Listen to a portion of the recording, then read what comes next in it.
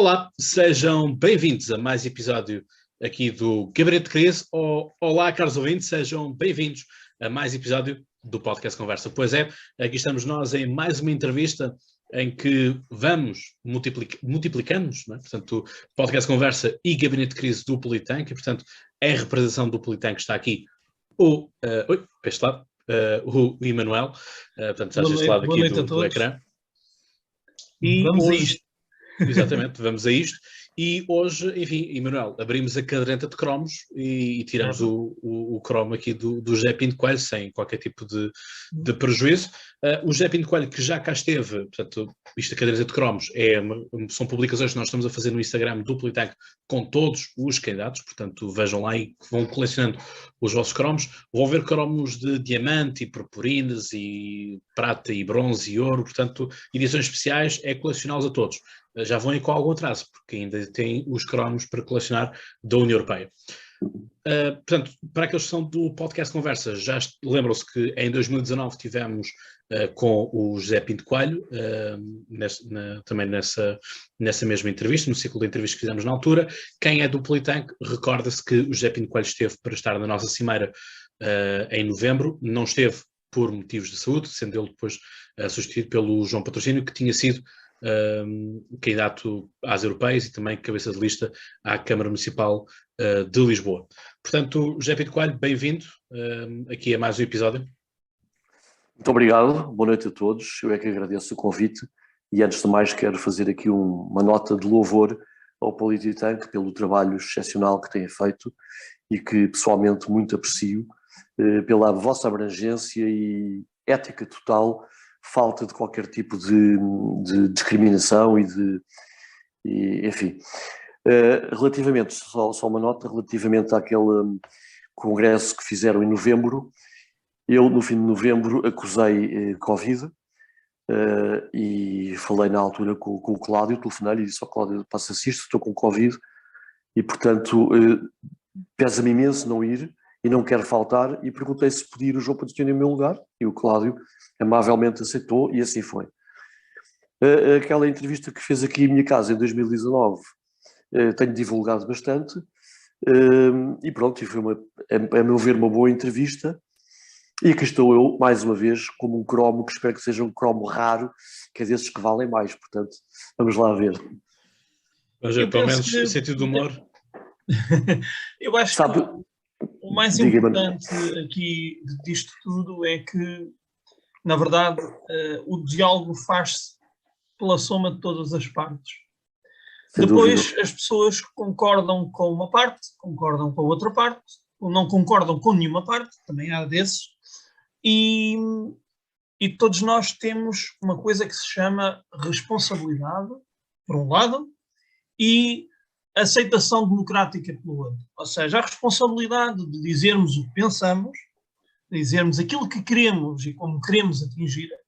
Esta é uma responsabilidade fundamental, nomeadamente de pessoas como o José Pinto Coelho e os outros candidatos que estamos entrevistando, todos os líderes, têm esta responsabilidade. Dizer ao que vêm, para o que vêm, como vêm e onde querem chegar. Depois, podcast de conversa, Politank, são mais os instrumentos, digamos assim, que fazem a divulgação destas diferentes correntes de pensamento e não, pelo menos eu tenho a certeza disso em relação ao podcast de conversa e em relação ao Politank, e não fazem qualquer tipo de funil. Ou seja, o que eu quero dizer é, nem para o bem, nem para o mal. E agora as pessoas pegam no bem e no mal e metem de que lado quiserem. Para as pessoas da esquerda o mal está na direita, para as pessoas da direita o mal está na esquerda, e para elas todas o mal está no Politank e no podcast de conversa. Mas não há problema, porque se nós não tivéssemos a disposição para discutir, o Cláudio certamente não teria feito um podcast, já com mais de 5 anos, não é? E certamente não teria criado um think tank com outro podcast chamado Gabinete de Crise, no qual eu tenho muito gosto de participar. Portanto, eu acho que isto deve ficar claro já aqui de entrada, para que não se...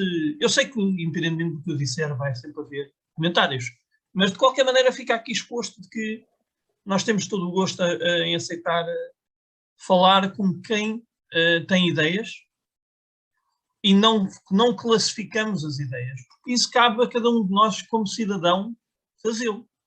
E não cabe ao Polititank, muito menos ao podcast de conversa, que até já tem mais responsabilidade, catalogar alguma coisa.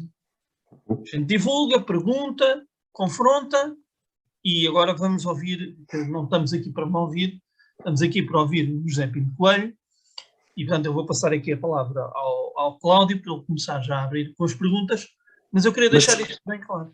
Mas José, se quiser... Se me permitem só uma coisinha, um apontamento antes do Cláudio fazer perguntas. O Cláudio disse pelo menos o humor e ficou a meio. E eu devo dizer que, aliás, as pessoas que me seguem no Twitter, por exemplo, sobretudo no Twitter, veem que às vezes eu faço publicações em que digo isto. A arte e o humor, para mim, não têm cor política. Ainda no outro dia, o Ricardo Araújo Pereira gozou comigo, como goza com toda a gente, no seu programa, no Gozar, isto é Gozar com quem trabalha, e muita gente vai ter comigo, viste aquilo que ele disse de ti e tal e coisa. Eu vi e fartei-me de rir. Se ele nos tivesse chamado de palavrões, é uma coisa. Ele é de esquerda, eu sou de direita, tudo bem, mas humor, para mim, é sempre bem-vindo. E, portanto, esta é uma nota que eu acho que é muito importante e que une pessoas, é o humor e a arte.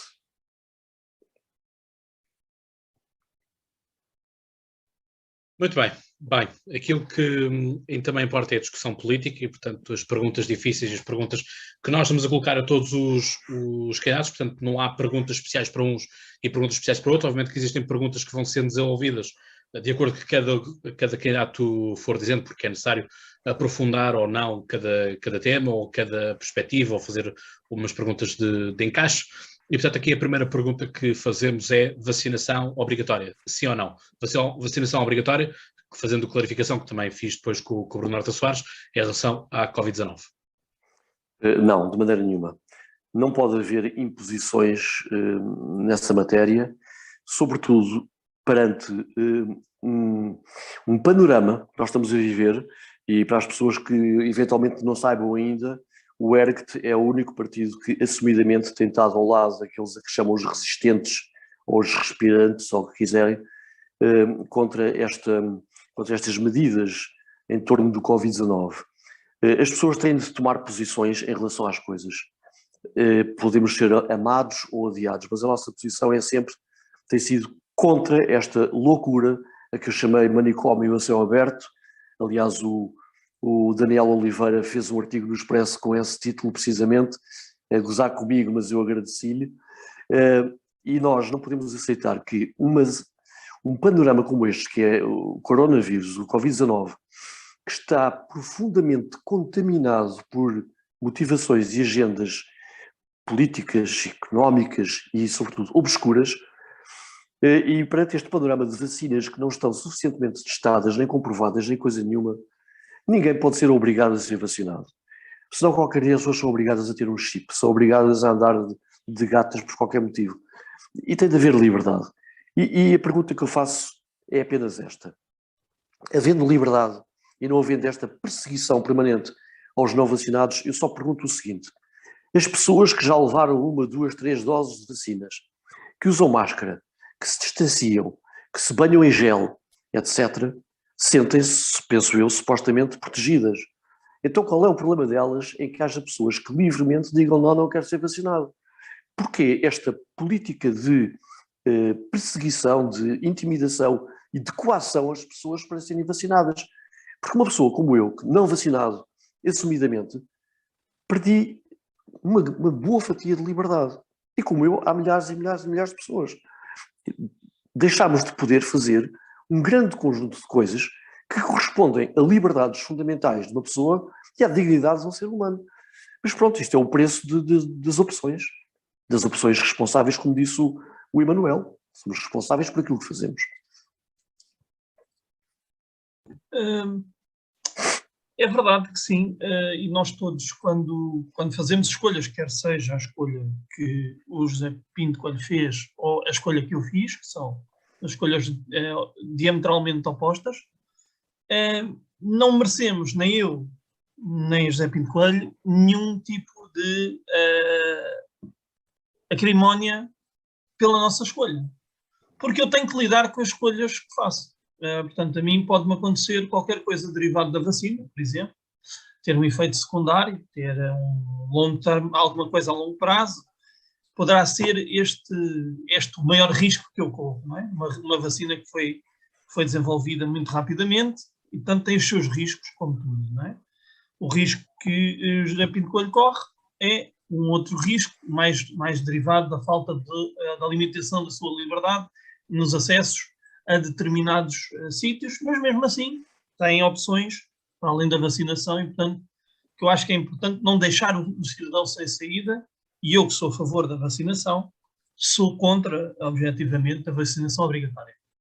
Porque nenhuma vacina é obrigatória em Portugal, não me parece, não vejo porquê, até porque normalmente a maioria dos portugueses fazem as coisas sem que lhes seja imposto.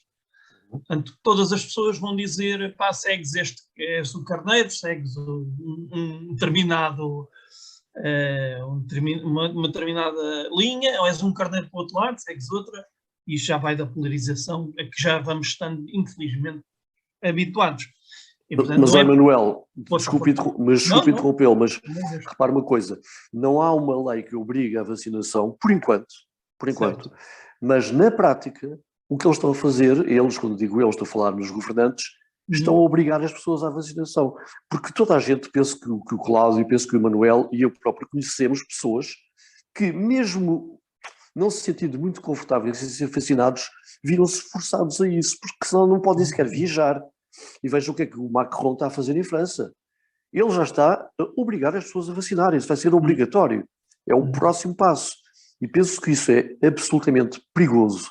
E por isso aquilo que o ERG tem defendido é as pessoas serem livres a ver recomendações das autoridades sanitárias, há recomendações, e as pessoas livremente, conscientemente, responsavelmente, ou cumprem ou não cumprem. Ninguém pode ser discriminado porque aquelas que cumprem supostamente sentem-se protegidas, portanto não discriminem os outros. É só isso. Certo. Vamos então agora virar a agulha completamente, porque é uma hora e temos muitos temas, felizmente, para tratar. E, portanto, eu vou agora fazer uma outra pergunta que não tem diretamente a ver com isto, mas até poderá ter. Círculos, tanto a propósito da reforma do sistema eleitoral, não é? Círculos uninominais, voto preferencial, alguma destas hipóteses ou outra, para melhorar a relação dos eleitos com os seus eleitores? O ERG sempre defendeu, desde há muitos anos, esta parte, não só no programa político global normal, como nos vários programas políticos eleitorais. O ERG sempre defendeu uma profunda revisão e alteração da lei eleitoral, porque achamos que é extremamente injusta e que beneficia os partidos grandes. Para responder diretamente, nós não queremos círculos uninominais, porque isso acaba por ser uma espécie de caciquismo em que teremos depois, futuramente, uma Assembleia da República a laranja e rosa. Porque, evidentemente, vão ganhar sempre, se fossem uninominais, sempre esses dois partidos. Resta dizer o seguinte: nós devemos todos ter consciência de uma coisa, votemos num ou noutro partido, ou na abstenção, não importa, devemos ter consciência de uma coisa que é o mínimo de noção da realidade. Quem ganha eleições, ou quem entra na Assembleia da República, não são os partidos que têm ideias melhores, ou melhores programas, ou que se distingam por outras razões. Quem ganha eleições, ou quem entra na Assembleia da República, são os partidos que têm mais meios, ponto final.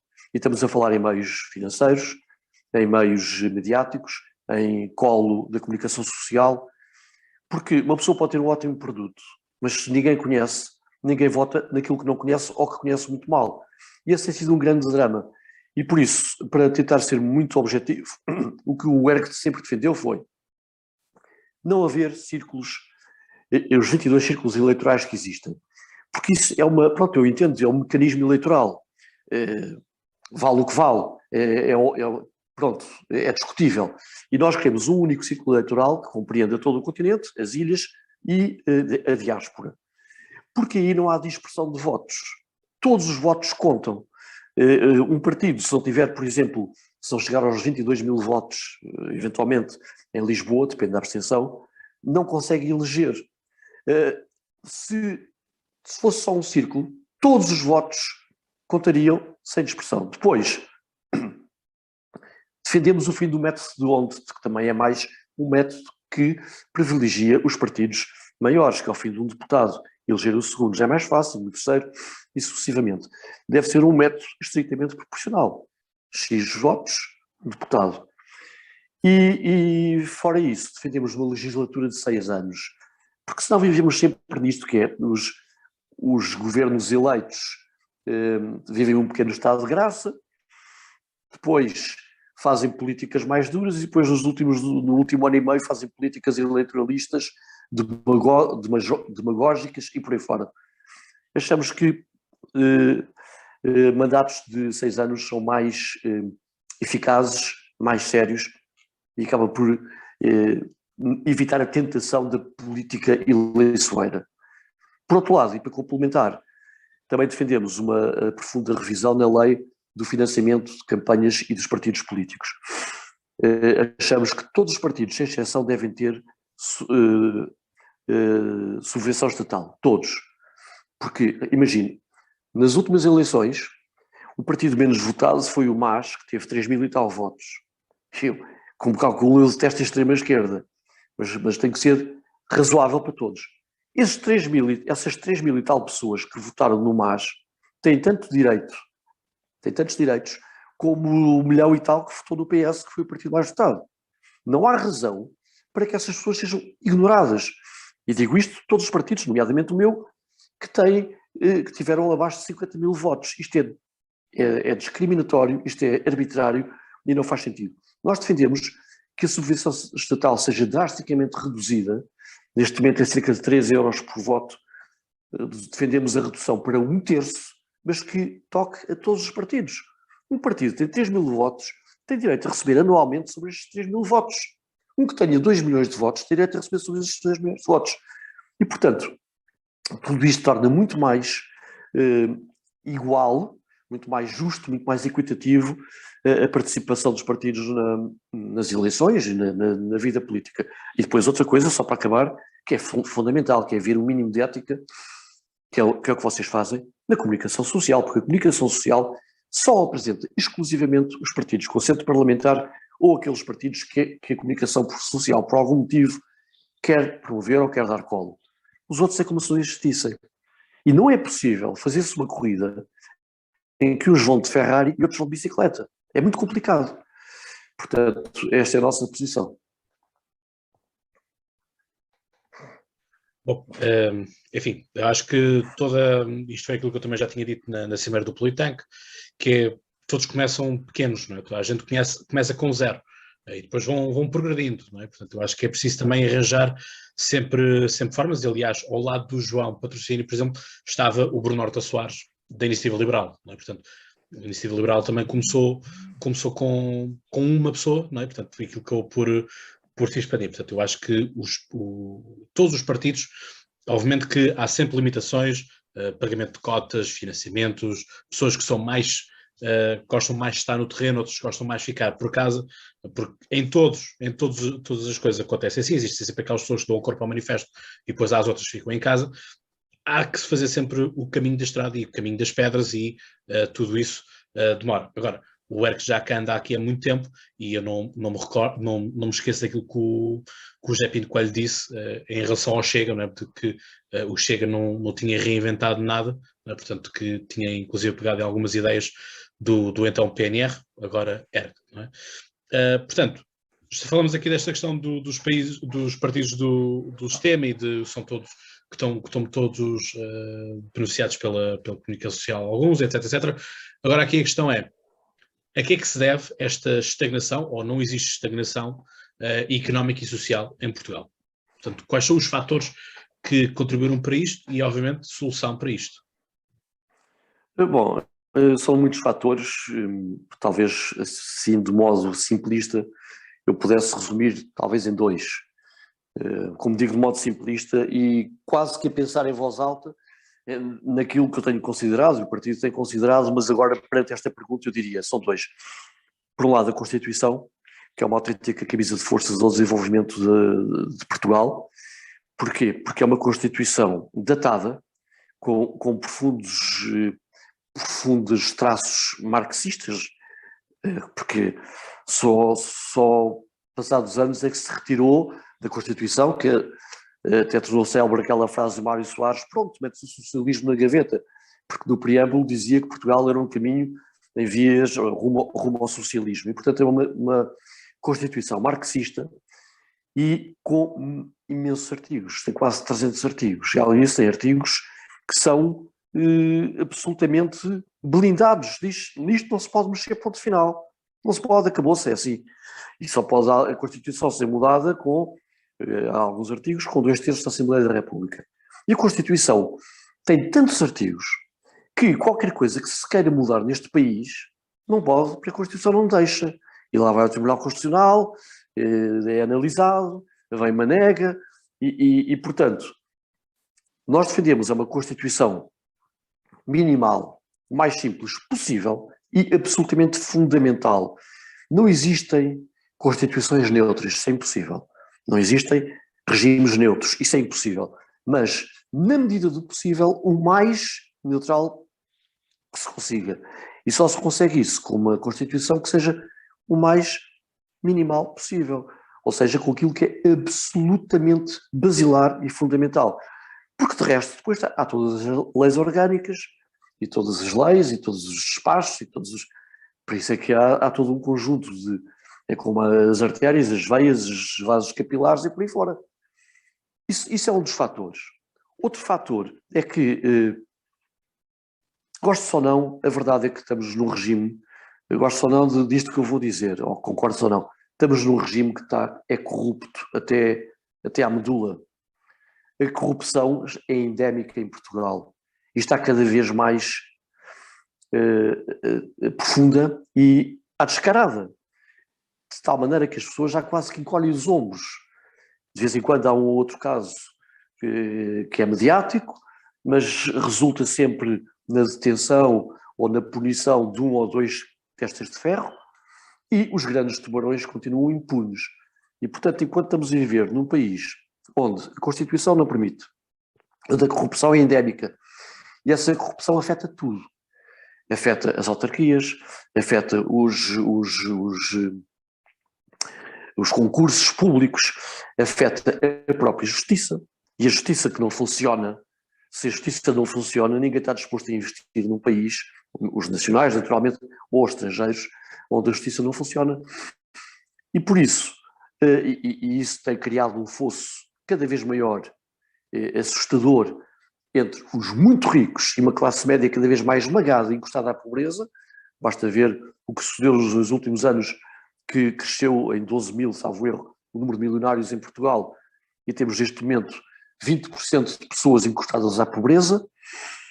E por isso para mim são fatores... e depois há um outro, agora que não posso deixar de falar, que foi o desmantelamento do nosso tecido produtivo, por imposição da União Europeia.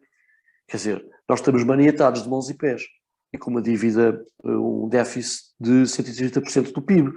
Quer dizer, tudo isto, por isso é que eu comecei por dizer, há um conjunto grande de situações. Eu resumiria dois, na corrupção, porque isso aí abrange tudo, e na Constituição, mas já aqui falei de mais algumas facetas.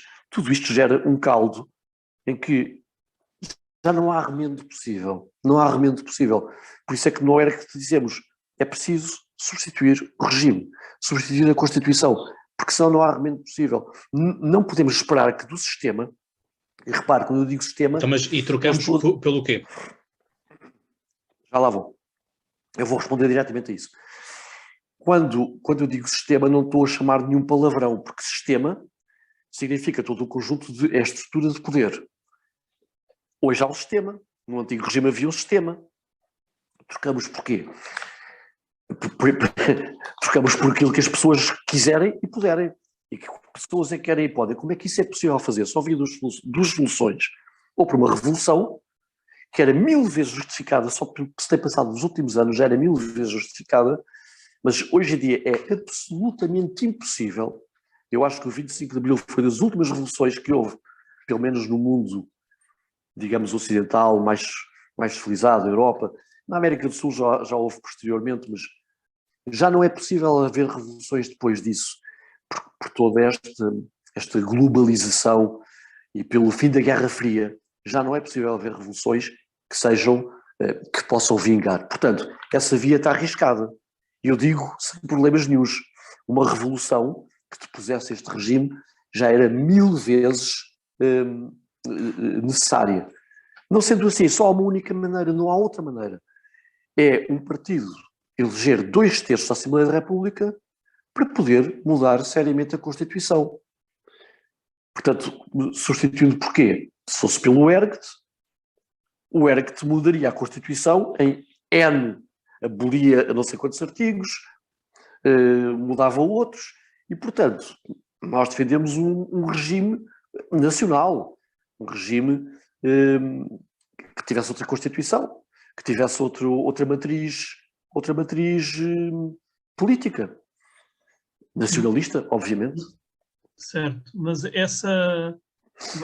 vou só aqui fazer uma extensão desta pergunta, embora tenhamos passado para outras, mas acho que isto é importante. Portanto, substituindo, tirando alguns artigos da Constituição, que não concorda que seja tão longa, nem tão pormenorizada, nem tão intrincada como é, portanto, dirigindo Portugal para um caminho, afastando-se necessariamente pela posição do ERG, do socialismo, portanto, em direção à direita, portanto, levando o país mais para a direita, e disse aí uma coisa que ficou aqui na minha orelha, que foi um partido eleger 2/3 da Assembleia para poder mudar.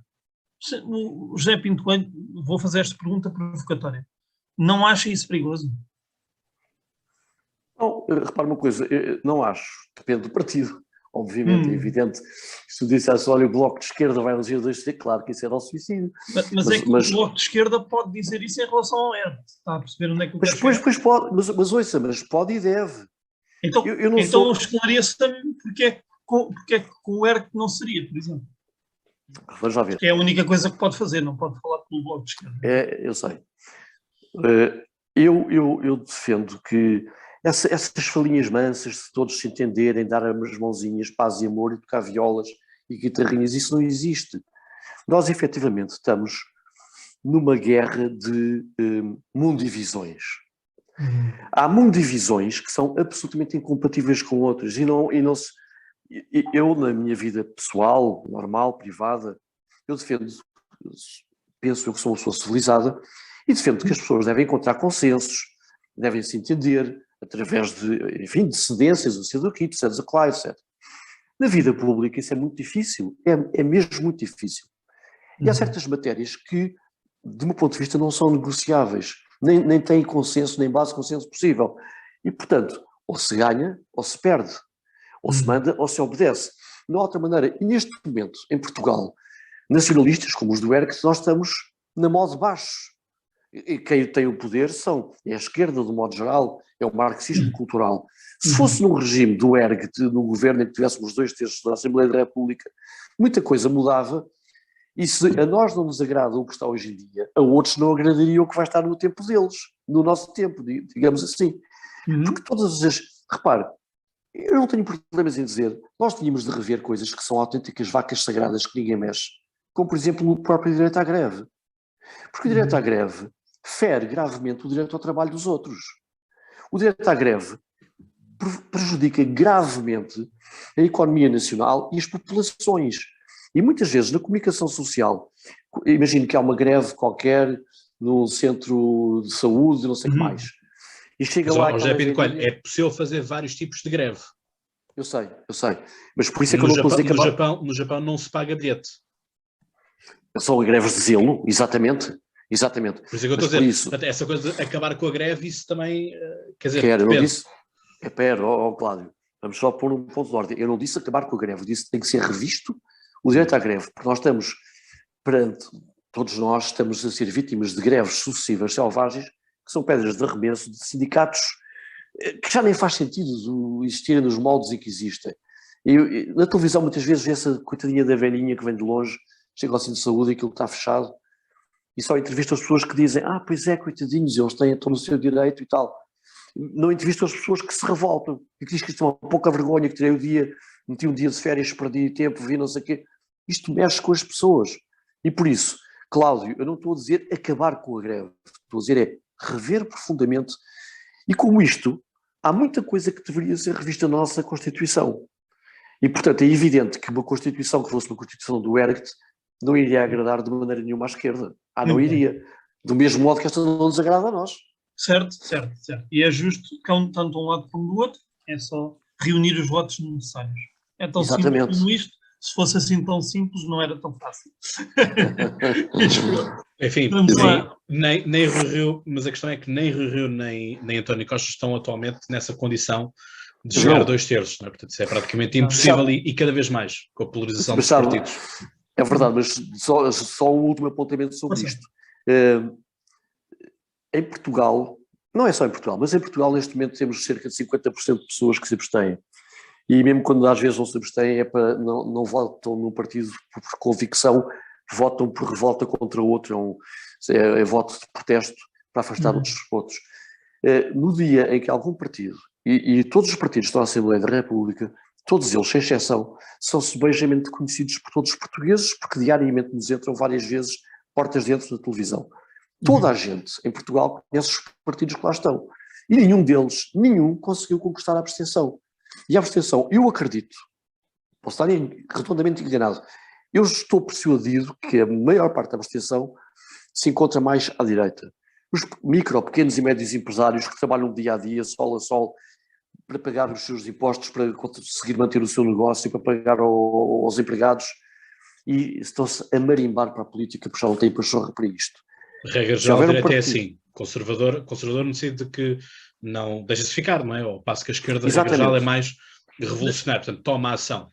Exatamente. Deixa-me pegar aqui neste ponto que o José Pinto Coelho referiu, para passarmos à próxima pergunta. O que fazer em relação à carga fiscal e aos baixos salários? Soluções de taxação e aumentos salariais. O que é que o ERGT propõe? Qual é a visão do ERGT?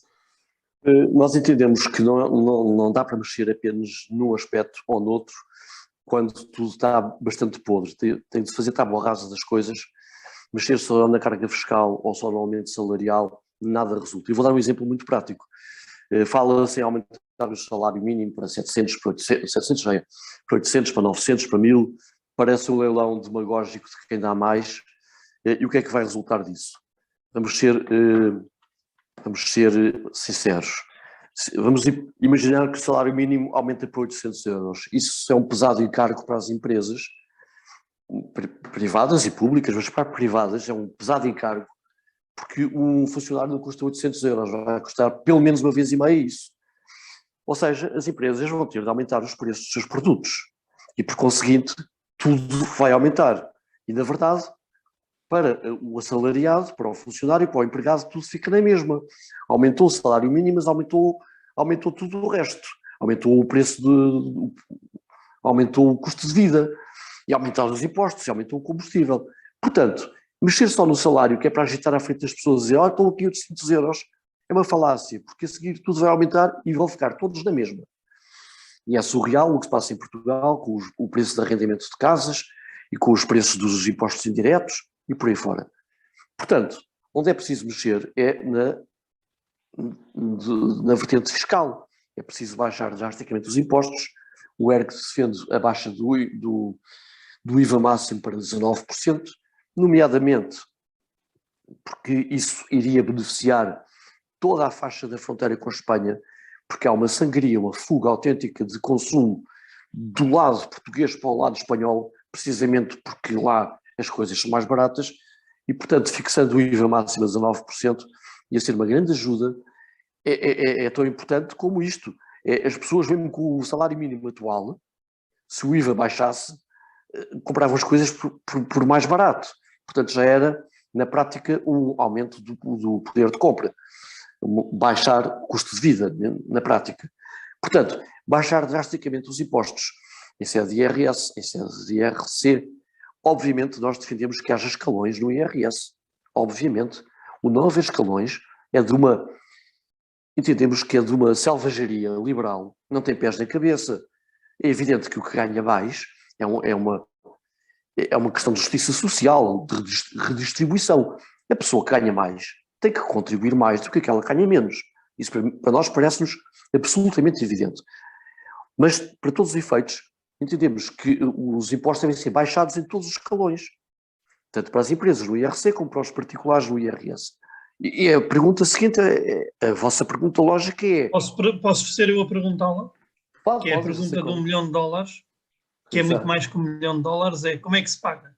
Pois, exatamente, já sabia disso e portanto, já aqui está da minha manga, como é que se paga Força. Repare, o dinheiro existe. É muito ingrato dizemos que Portugal é um país pobre ou miserável ou com dificuldades, porque há países que realmente são. Não há direito a achar-se que não há dinheiro, há muito dinheiro. Agora, veja-se o seguinte, quantos milhares e milhares e milhares de milhões e milhões já foram enterrados justamente no poço sem fundo da corrupção, o que se tem esboroado, o que tem sido mal baratado, o que tem desaparecido deste país, o que já se enterrou na TAP, o que já se enterrou na banca, o que já se enterrou em tantos sítios, os privilégios dos políticos, e vão-me dizer, mas isso é só uma gota d'água.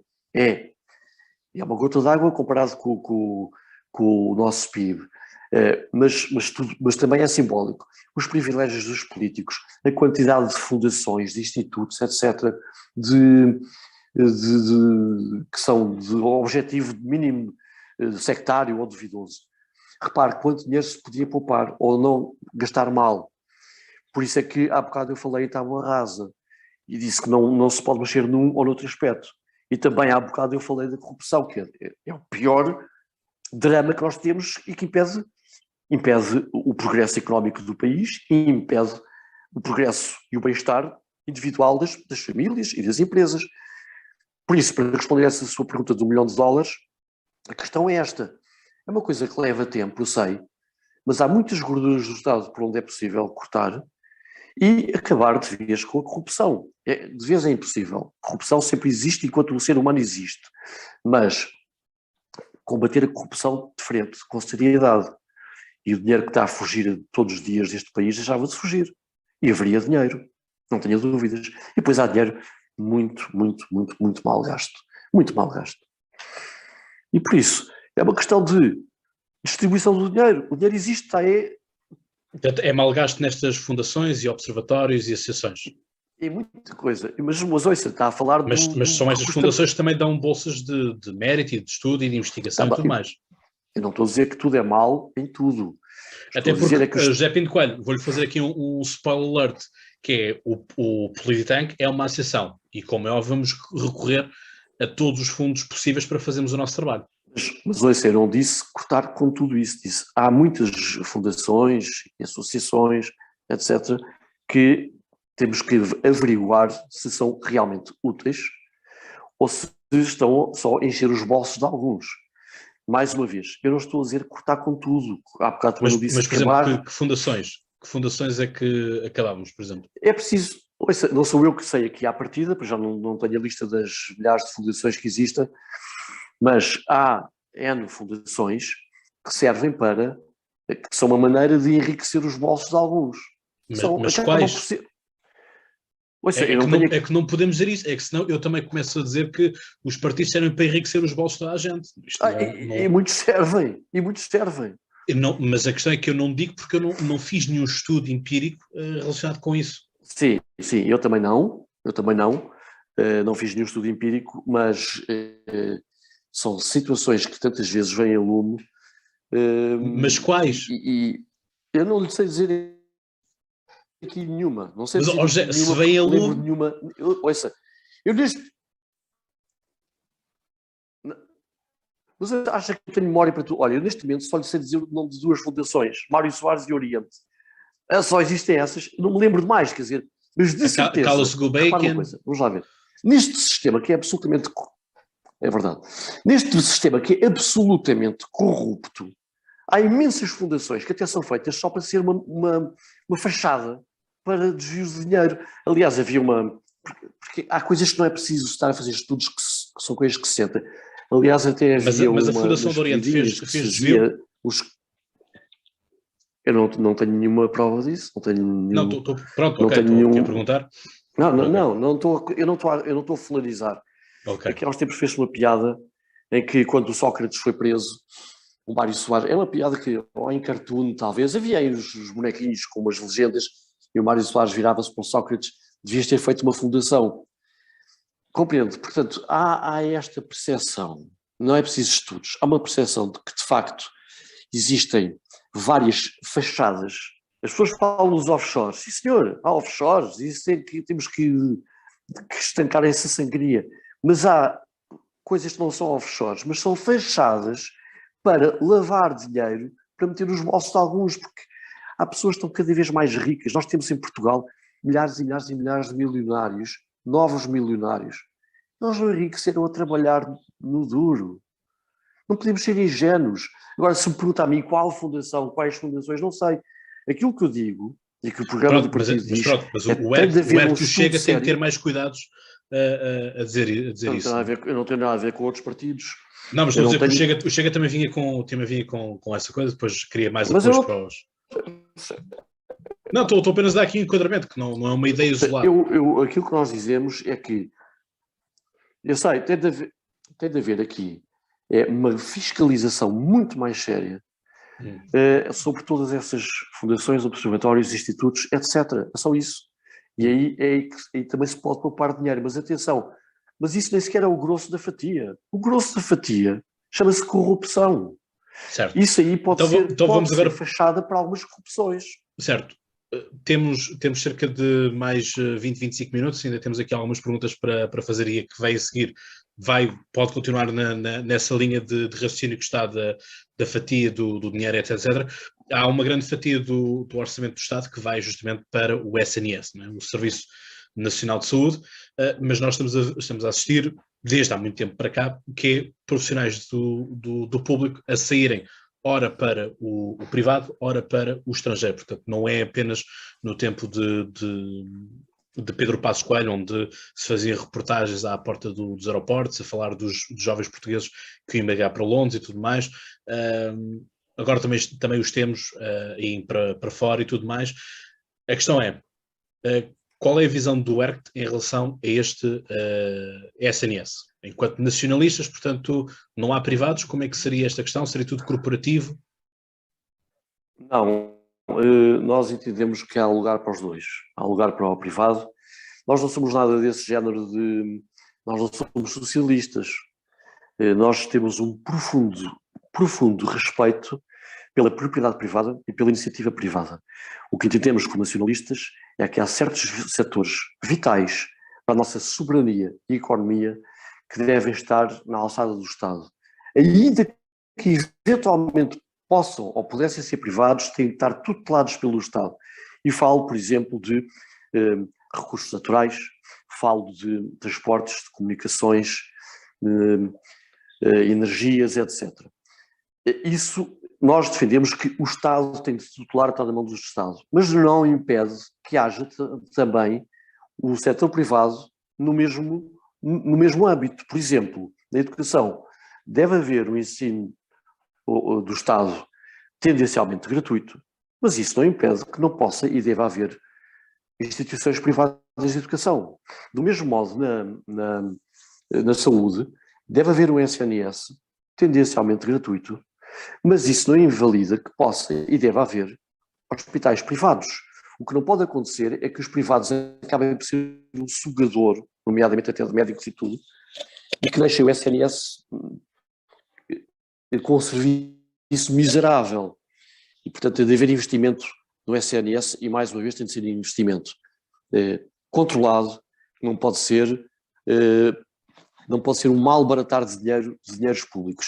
E, mais uma vez, eu não vou acusar nada nem ninguém, mas também existe uma percepção que muito dinheiro é muito mal gasto no SNS. Pronto, não estou a fazer acusações. É preciso controlar melhor as contas dos nossos bolsos, que são pagas por todos nós. Relativamente aos médicos, aquilo que o ERCT tem até um ponto sobre isso nós entendemos que devia ser indexado a cada médico que acabe de se formar um tempo de serviço igual aos anos que estudou, pagos pelo Estado, ao serviço do SNS. Porque justamente há esta sangria, os médicos vão para o privado ou vão para o estrangeiro. E andamos nós a investir anos a formar médicos. José. Mas eles vão porquê? Eu já lhes vou dizer porquê. Ganham mal. E eu vou-lhe dizer eu sei porquê, mas o que eu queria era que me explicasse o que é que faria, percebe? Mas eu vou explicar, faz bem perguntar, mas eu vou explicar. Eu não gosto de fazer coisas assim à moda dos comunistas, que é exigir e depois não, eu vou explicar. Pronto, é isso o que nós defendemos é que haja uma indexação de o médico que foi formado, estudou 6, 7 anos, não importa, então tem de dedicar esses 6, 7 anos a ganhar ao serviço do SNS. Mas não podemos obrigá-lo, as pessoas são livres, muito bem, quer ir para o estrangeiro, vá, quer ir para o particular, vá, mas então tem que pagar ao Estado aquilo que foi investido nele. Portanto, há essa solução. E porquê é que eles vão para o estrangeiro, não sei o que mais? Porque ganham mal. Um médico e um enfermeiro ganham mal. E, portanto, voltamos ao início. Não é possível mexer só num ou outro aspecto. Baixando impostos. Os médicos passariam a ganhar melhor. Gerindo melhor a causa pública. Porque uma das coisas que nós defendemos é ética na causa pública. E o Estado é gordo. E existem, Cláudio, é assim, eu não vou particularizar, não vou folarizar, mas é uma coisa que toda a gente sabe, é uma percepção comum, que existem taxos, taxinhos e taxões e empregos claro que a mais existem. em vários sítios. Pronto. E, portanto... Aliás, este foi o maior governo da democracia, não é? E, portanto, eu podia dizer, Cláudio, não pode fazer essas afirmações, quer dizer, há coisas que nós não fizemos um estudo, mas podemos... Porque mas esta pode porque é efetiva. Foi mesmo. Esta é efetiva. As nomeações mais nichas. Ou seja, mais ministros, mais nomeações. E mais assessores. Mas não é só deste governo, tem sido. Mas não é só deste governo. As empresas públicas são sempre deficitárias porque justamente são albergue dos funcionários pessoas públicos. Com cartão do partido, Eu não estou a falar do funcionário público, coitado do que está ao balcão. Não, estou a falar dos grandes cargos que são criados para estes e para aqueles e para outros. Isto só é compreensível. Então o médico forma-se e quer fazer a sua vida, quer-se valorizar. Mas é preciso então mexer na carga fiscal para que possam ganhar melhor. E entretanto temos esta proposta, que é os médicos têm de estar ao serviço do SNS, um número de anos igual àqueles que o Estado investiu neles. Podendo, opcionalmente, se não quiserem, são livres. Eu quero ir para a Austrália. Sim, senhor. Eu quero ir para um hospital privado. Sim, senhor. Mas então têm de restituir aquilo que foi gasto com o seu posto, não é posto escolar, é o seu posto universitário. Tão simples quanto isto. É uma proposta. Pronto, muito bem. Fica a proposta do Herc, acho que mais claro não podia ser. Portanto, agora vamos passar aqui uma pergunta que todos nós já sabemos a resposta, mas não vamos deixar de a fazer, porque fazemos a todos e, portanto, vamos fazer ao José Pinto Coelho também. Qual deve ser a relação de Portugal com a Europa? Mais federalismo ou mais independência? Esta quase responde sozinha, não é? Mas se quiser desenvolver um bocadinho, esteja à vontade. Eu desenvolvo. O ERGT é evidentemente contra a União Europeia, sobretudo uma União Europeia federalista. Nós somos contra. Agora vão perguntar, então, mas pretendem sair? Pretendemos. Podem sair? Não é possível. Nós não somos inconscientes. Neste momento é totalmente impossível sairmos da União Europeia. Morríamos no dia a seguir. O mal está feito. Temos é que devagarinho ir folgando os laços que nos estão a atar de mãos e pés. Havia antigamente, como todos sabem, a Comunidade Económica Europeia. Uma Comunidade Económica Europeia que protegesse os interesses dos europeus a nível económico e de transações e de deslocalização de pessoas e bens, tudo bem. Agora, quando começa a entrar na tentação de fazer um federalismo, de um super poder que tem mais poder que as constituições nacionais, isso não podemos aceitar. Portanto, nós somos frontal e inequivocamente contra a União Europeia, sobretudo esta União Europeia cada vez mais federalista, totalitária, porque é totalitária. E eu pessoalmente acho que é impossível prever quanto tempo é que demorará, mas uma construção como estas, que é artificial, um dia vai ruir, não é possível manter. Fiquei felicíssimo com o Brexit, felicíssimo, até quase que entrei já em euforia, a achar que isto ia ser um efeito dominó, não foi ainda, mas quem sabe um dia sai a Polónia, sai a Hungria, sai...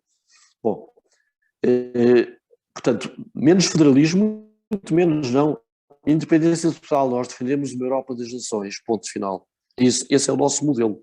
Europa de Nações, que, por ser uma Europa, por partilhar de uma matriz civilizacional comum, pode e deve estabelecer N acordos sobre, dos mais diversos contextos, desde ambiente, economia, mobilidade das pessoas, sim, mas acordos livres, onde os países não sejam coagidos e não sejam uns reféns de outros mais poderosos. Vou fazer aqui uma provocação ao José Pinto Coelho, se não se Estou importa. habituado. Ora bem, então é só mais um dia no escritório para si. É para mais um dia para a reforma. Muito bem, muito bem. Não acha que, e diga-me sinceramente, não acha que Portugal foi um beneficiário de todos os fundos que vieram desde que entramos? E se foi, se acha que sim, não pensa que quem distribui os fundos tem também direito a dizer, olha, tens aqui o dinheiro, mas tens aqui um determinado número de regras, condições, para poderes aplicar este dinheiro. E não acha que esse dinheiro tenha contribuído para o desenvolvimento de Portugal nestes últimos anos, ou seja, desde que entramos? Sim, é absolutamente inegável que temos muito melhores estradas, melhores autoestradas, melhores infraestruturas. Isso é absolutamente inegável. Ninguém está a negar aquilo que entra pelos olhos. A questão que se põe é, isso paga a fatura, um preço muito elevado que temos a pagar de perda de soberania, de perda de objetivos futuros, de esperança. E para si não compensa? Não, para mim não compensa. E digo uma coisa, infelizmente entramos numa lógica de subsídio da dependência. Assim como há, infelizmente, uma lógica de subsídio da dependência cá em Portugal, muita gente faz do subsídio forma de vida, porque estão habituados a isso e porque os próprios governos dão esse exemplo. Nós vivemos de mão estendida em relação à Europa. Agora estou à espera do maldito da bazuca e não sei o quê. Não fazem nada se não forem as molas da Europa. E isto é o nosso ego que está-se a apertar cada vez mais.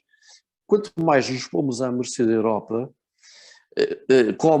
comodamente, mais ficamos dependentes das suas diretivas e das suas imposições. Aí tem razão. Quem dá o dinheiro diz, o dinheiro, mas olha, agora fazes assim. O que acontece é que Portugal tem capacidades, temos uma história que demonstra isso, que somos criativos, somos inventivos quando queremos. Infelizmente, este país, com tanta história, está-se a encostar àquilo que é o facilitismo do subsídio da dependência a nível nacional. Prefere viver de subsídios que venham de fora e que depois é preciso que se note também que muitos desses milhões que entraram da União Europeia foram mal aplicados e desapareceram nos bolsos da corrupção. Mas, ó José, aí já não é culpa da União Europeia. Coisas que melhoraram, mas sobretudo... Não, aí não é culpa da União Europeia. Eu sei, aí não é culpa da União Europeia. Eu não estou a pôr os males todos num só cesto. Não estou a pôr todos os ovos num só cesto. Estou a falar, estamos aqui a conversar sobre todo esta Sim, mas eu estou a fazer este ponto exatamente para clarificar, para não ficar a ideia de que o José acha que a União Europeia é o papel. Não, e repara uma coisa, se houvesse uma União Europeia com 4 ou 5 países ali do centro da Europa, eu estava nas tintas, é com eles. Nós, como nacionalistas, preocupamos em Portugal, quem deve mandar são os portugueses. E se outros países entenderem que devem fazer uma união, um Benelux, o que quer que seja, uma Commonwealth, isso é com eles, nós não temos que nos meter nisso. Pergunta-me, a posição de Portugal, do nosso ponto de vista, perante a União Europeia, eu digo não. No dia em que for possível sair, que seja o mais rapidamente possível. E para isso temos de alguma forma, reerguer a nossa produção nacional, a nossa indústria. Nós deixámos abater tudo. Nós tínhamos tanta coisa, Siderurgia Nacional, tínhamos a Sorafam, tínhamos a Lisnave, tínhamos N coisas que deixámos ir embora. E perdemos muita soberania. Mas a Siderurgia Nacional continua aqui no Seixal. Sim, mas já não é o que era. Que aliás, que é um problema de saúde pública aqui no Seixal, diga-se. Eu sei. Das escórias. Eu sei, mas já não é. Eu sei, mas já não é o que era. E quanto a isso de problemas de saúde pública, bom, isso vai ser sempre uma guerra eterna, sempre entre, por um lado, aqueles que querem progresso a qualquer preço, e por outro lado, os ecotontos, que são os fanáticos do ambiente, e nós aí temos José, uma posição... Eu aqui não me coloco nos ecotontos, mas eu só tenho a dizer o seguinte, que é quando os prédios ao lado da Siderurgia Nacional têm o mármore a ser desgastado e a tinta dos carros a cair aos pedaços por causa das escórias que são lançadas pelas chaminés e a fábrica não quer fazer nada e a Câmara Municipal do Seixal, a solução que faz é invadir a fábrica e depois, ao momento que o dono da fábrica carrega no TEI e vem a GNR para trazer de fora o Presidente da Câmara, não considera ecotonto. Mas eu não estou a dizer, mais uma vez, Cláudio, eu não chamo isso e sabe o que é que eu estou a dizer? E eu também, não, mas só para clarificar também a minha posição. Eu sei, mas por um lado, há aqueles que querem o progresso a qualquer custo, justamente. Estão-se as citas para os carros dos outros e para os prédios e para a saúde. Nós não vamos por aí. Não é o progresso pelo progresso. Mas também não vamos pelos ecopontos, e sabe o que é que eu me refiro, que são aqueles que não se pode fazer nada por causa das abelhas únicas que há naquele sítio, por causa de um ecossistema. Quer dizer, nós não vamos nem por um lado nem por o outro. Tem de haver um equilíbrio ponderado, amadurecido e sensato entre o bem-estar das pessoas, o progresso, e também o património ambiental, que é nosso, que é dos nossos filhos, e nós temos de deixar um legado, e portanto as coisas têm de ser feitas com pés e cabeça. E é evidente que se uma fábrica está num sítio onde não deveria estar, então não tem de estar. Agora não se pode abater coisas só porque nós já a conversa teve uma deriva. Passámos da União Europeia para... Não se pode deixar de fazer certas coisas só porque há ali um cardume de peixe que é único ou porque há ali umas florzinhas que são únicas, e é isso que eu chamo os ecotontos, mas não estava a avisá-lo assim, nem pouco mais ou menos. Eu sei que não, até porque nunca tive uma posição nesse sentido, mas é assim, o José elencou aqui só uma pequena provocação. Que é o José Pinto Coelho estava aqui a colocar o ponto de que os portugueses são inventivos, são criativos e tudo mais. Eu só estou à espera que os portugueses nacionalistas do ERC sejam também criativos e inovativos em relação à própria estrutura, porque lá está, estamos há uns anos a ouvir dizer que são um partido pequeno e que não conseguem fazer mais, portanto, das duas uma, ou não têm as características portugueses ou não há vontade. Não, sabe uma coisa, eu isso respondo de outra forma. O facto de sermos inventivos e criativos e resilientes, porque é isso que caracterizou... Para a última pergunta. Diga? Antes de irmos para a última pergunta sim.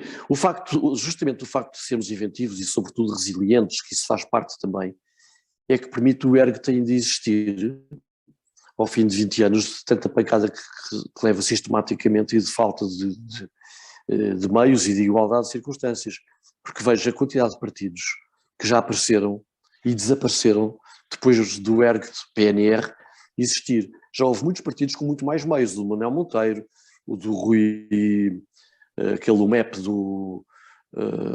daquele homem dos imigrantes, o Rui, não me lembro o nome dele, não me recordo. Que era o MEP, o MMS, etc. Muitos partidos apareceram. E os que existem, todos eles, sem exceção, à exceção do MRPP, mas que é o único que eu estou a ver, todos os outros, sem exceção, são partidos que vivem de coligações, vivem coligados uns com os outros, vivem coligados a fazer de muleta a partidos maiores, e depois acabam sempre por ter um vereador aqui, um vereador acolá, etc. E o ERC te paga, não tem nada a ver com incompetência, nem com nada disso. O ERC te paga um preço que nós assumimos, que é o preço de ser realmente antissistema. E, portanto, isso tem consequências.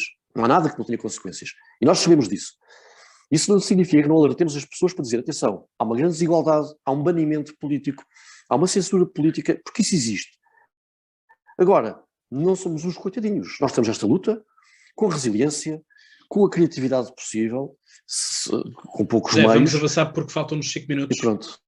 Portanto, Com certeza. Mas, portanto, a mensagem está passada, aliás, já foi assim basicamente que abrimos também o debate. Agora aqui a pergunta final, que é, nós obviamente fazemos sempre a pergunta na lógica de o partido em causa ganhar as eleições ou fazer parte de uma coligação que seja uma reforma, que seja uma forma de poder, de governo. Agora aqui a questão é qual é ou quais são as medidas mais urgentes de se aplicar em Portugal?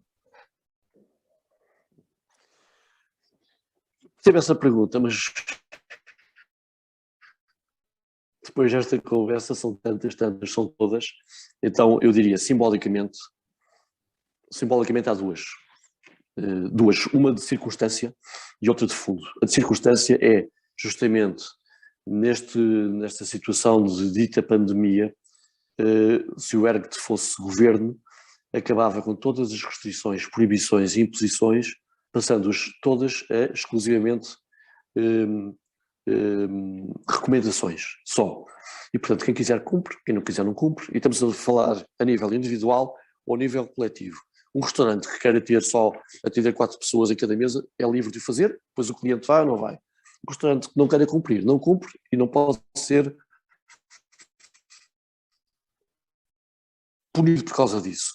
A outra maneira do ERGT, e que é uma grande preocupação que temos, que é a substituição populacional a que a Europa está a assistir, e Portugal não é exceção, embora esteja mais atrasado e, portanto, não seja tão visível o efeito que se vê em França, Inglaterra, Alemanha, Bélgica e por aí fora.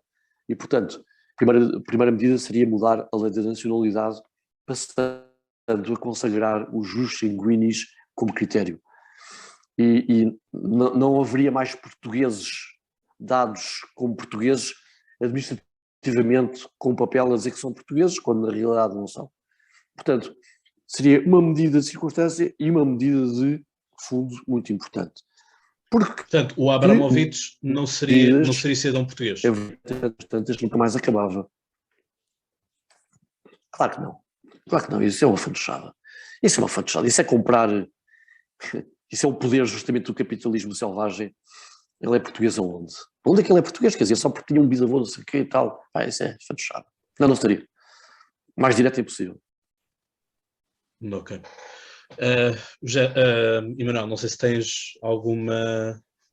Não, eu sei que tu vais fechar agora o episódio, portanto eu vou da parte do Polititank, estando aqui o nosso presidente, não omitindo o nosso presidente, mas eu da parte do Polititank quero agradecer ao José Pinto Coelho toda a disponibilidade que tem sempre demonstrado por todas as iniciativas para as quais é convidado e para aquilo que, pronto, para poder dar voz ao trabalho que faz também, às ideias que desenvolve. Da parte do Polititank só temos a agradecer, assim como a todos os outros que aceitam. Mais aceitam. Eu que agradeço. Nada. E eu acho que esta colaboração entre o Polititank, o Podcast Conversa e outros meios de comunicação, como já tivemos com o Jornal do Diabo, por exemplo, só engrandece a cultura democrática. E, portanto, eu termino como comecei. As ideias estão na mesa, cada um pega nas que quer. Força, Cláudio. Eu que agradeço, Emanuel, muito obrigado pela oportunidade e parabéns pelo vosso trabalho. Portanto, obrigado, José Pinto Coelho, uma vez mais por ter estado aqui. Eu faço minhas as palavras também do Emanuel. Nós, obviamente, que falamos com todos, não cabe a nós diabolizar ou santificar quem quer que seja. Individualmente, cada um de nós tem as suas preferências políticas, como é natural. Aquilo que nós procuramos fazer é que os partidos venham aqui e possam dizer ao que vêm, porque se acontece essas questões que o José Pinto Coelho disse e que já tinha dito em 2019, que eram os chamados critérios editoriais, aqui os critérios editoriais é quem quiser vem, quem não quiser não vem. Parabéns. Volto a dizer, o André Ventura foi convidado para estar aqui também, além de ter bloqueado o Podcast Conversa no Instagram, recusou recusou. Portanto, quando se faz um post a cascar de alto a baixo André Ventura e as suas hipocrisias e congruências, é o que se recebe. Portanto, alguém que diz que faz o sistema tremer e depois não aguenta um podcast com 5 anos de existência, acho que está muito a dizer. Portanto, termino com aquele abraço de amizade a todos e, portanto, se estás então no Gabinete de Crise, e Manuel, vou-te ser sincero, eu tenho adorado estar a fazer estas coisas no mesmo slot, despedindo de duas formas diferentes. Eu posso fazer o... Era isso que eu tinha a propor, faz do Gabinete então, de Crise. Mas despedes-te tu, porque o episódio é do Polititank e eu depois fecho. Muito bem. Não. Então é assim, para todos aqueles que estão no podcast Conversa, já sabem, despeço-me com aquela habitual amizade e como eu digo, vocês sabem então mais de cor, até lá tenham boas conversas e já agora, dia 30 de janeiro, vota. Bom, e da parte do Polititank, tenho a agradecer esta colaboração e, como vocês já sabem, de cor e salteado, como o Cláudio costuma dizer, e eu também já interiorizei, pensem muito e boas crises. Votem no dia 30.